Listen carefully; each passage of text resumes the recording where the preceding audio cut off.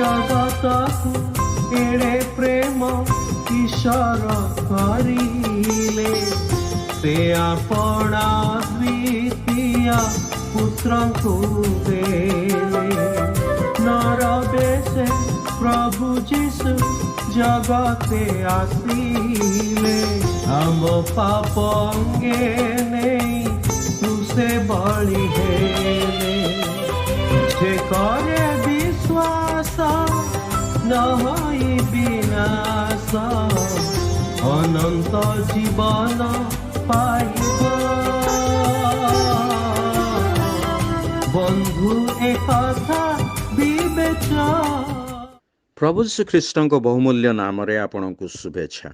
पवित्र बाइबल रो जोहन लिखित सुसमाचार 10 अध्याय 27 एवं 28 पदरे आमे एपरि पाठ करू।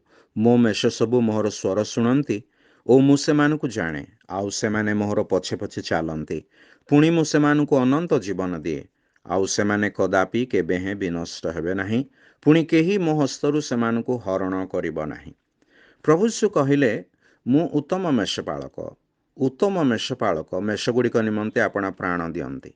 जो प्रभु श्री ख्रीष्ट समग्र मानव जातिर पापर प्रायश्चित होगा निमंते आपणा को क्रूसरे बलिदान कले और तृतीय दिन रे मृत्यु उत्थित हेले से प्रभु श्री ख्रीष्ट ठारे जे केही विश्वास करती से परित्राण प्राप्त हुअन्ति।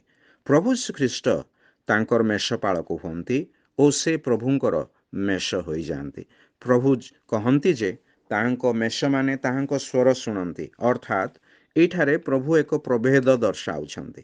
जो मेष माने तांको स्वर शुणी परित्राणर मार्गरे चालंती से माने ईश्वरंक सहित मिलित हुअन्ति पुणी जो मेष माने तांको स्वर शुणती नाही से माने अंतिम विनाश नरक निमंते रखा जाइछन्ति कारण से माने ईश्वरंक परित्राणर मार्ग तथा ईश्वरंक पुत्रंकु अग्राह्य करियछन्ति। आपण प्रभु श्रीकृष्णंक मेष अटंती कि? ईश्वर आपणको यह बुझिबा निमंते साहाय्य करंतु। धन्यवाद।